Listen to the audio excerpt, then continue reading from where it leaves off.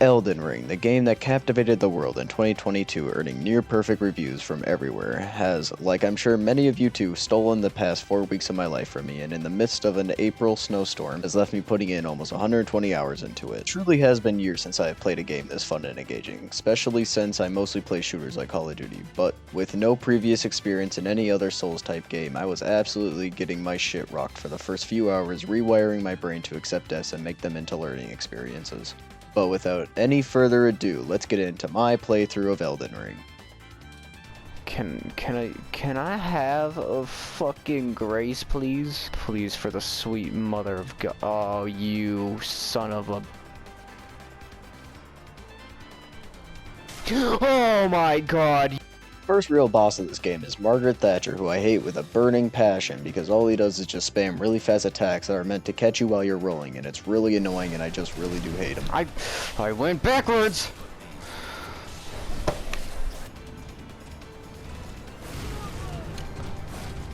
Oh my god. How? Oh my god. Oh my god, oh my god, oh my god.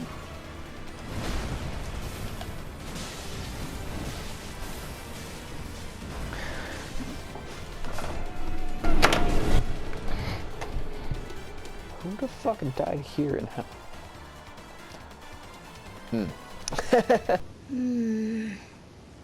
Your skin isn't so smooth, is it? You need slick, slidey hands to be potentate, you know? I'm sorry, cuz, but I don't think you've got what it takes. Next up is the Radon fight, and Radon is known to be one of the hardest bosses in this entire game, and me coming into this knowing that he was going to be one of the hardest bosses, I wanted to cheese the hell out of him, so I used this method where I just breathe my stanky ass breath on him, and I'll bring him down to health, where he'll start his phase 2, where he flies in as a meteor. And then in that phase 2, I do the same thing, just breathe my stanky breath on him as he's focused on my summon, and that will take him all the way down until he is dead. Once defeating Radon though, there is this cool cutscene that plays with a shooting star that crashes into the earth.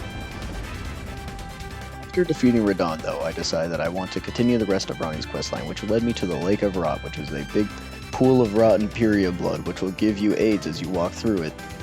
But after traversing the lake and doing a little parkour and running past some enemies, you get into this coffin that is sitting atop of a blood waterfall, and you know, as any right-minded person would do, just gets right in and closes it right up.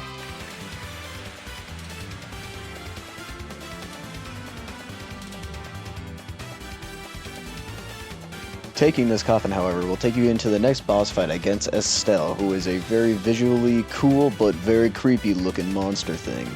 But it was relatively easy for me to take out on my playthrough.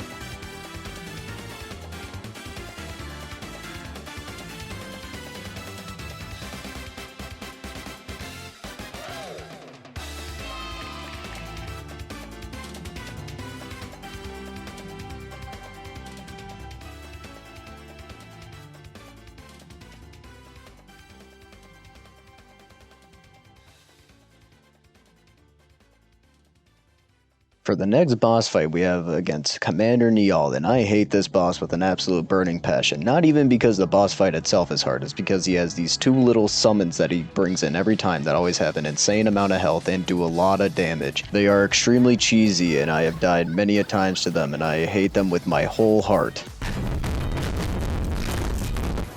After defeating his minions though, Neol himself is quite an easy fight, with him being very punishable in his very long wind-up attacks, and you can see them coming from a very far distance away, so as long as you're paying attention you can get out of the way of them and counter them.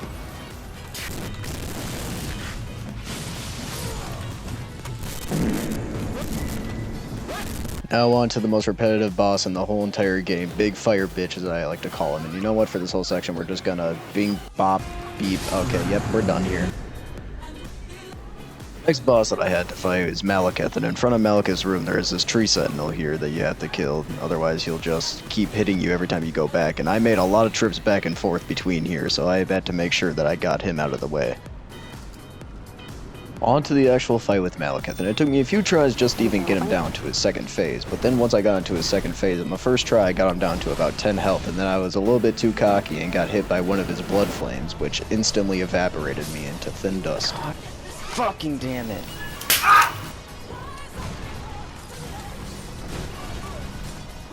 Are you fucking kidding me? Are you kidding me? Oh, suck my balls. Are you serious? After about another 50 tries, I was finally blessed by RNGesus himself, who allowed me to get a stun off on Malachith and completely destroy his second phase in its entirety in the matter of a few seconds. Woo! Yeah, baby! That's what I've been waiting for. That's what it's all about. Woo! Next up, we have the biggest punching bag of a fight that there is in this whole entire game, where you fight Gideon, who is the head of the Round Table Hold, and the all-knowing sorcerer. But realistically, he kinda just sucks dick, and he's kinda there just to be a little roadblock on your way into becoming Elden Lord, so kinda just like walk in and beat the shit out of him for a little bit, and then go on to the next boss. Next boss is, however, the first Elden Lord, Godfrey himself, with a big lion on his back. And yeah, most of this fight is just kind of side dodging real close to him, making sure that you don't roll into his ground stomps and all that, but eventually you'll get him down to his second phase, and then he'll go and absorb the power from his kitty friend that he has hanging on his back, and he'll turn into Horaloo Warrior, whoever that is.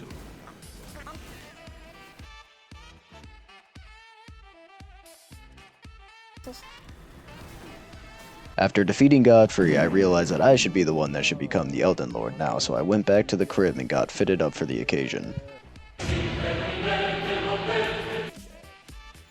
With my palms sweaty, knees weak, and arms heavy, I head into the final boss fight against Radon and the Elden Beast. And Radon is the first part of this fight, where he just swings his big hammer around and you just kind of smack him around for a little bit. And then you get into the Elden Beast fight, where the Elden Beast is the literal god and last boss that you fight in the main story of the game. My least favorite part about this fight is when the Elden Beast shoots out these glowing stars that just follow you around for like 30 seconds and keep continuously chipping away at your health.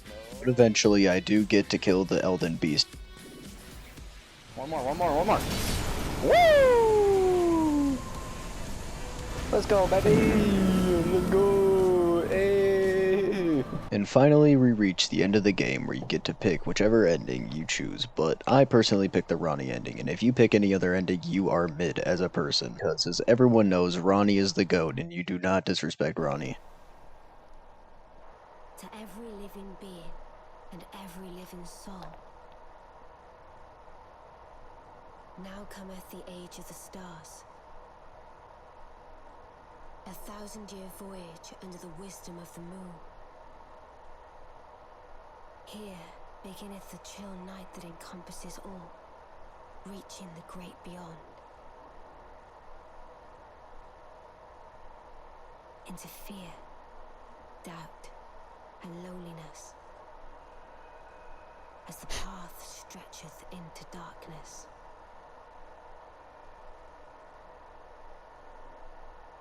Yes, ma'am. Well then, shall we?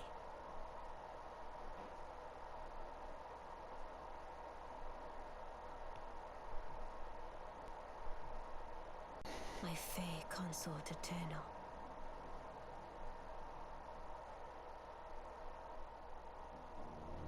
There it is.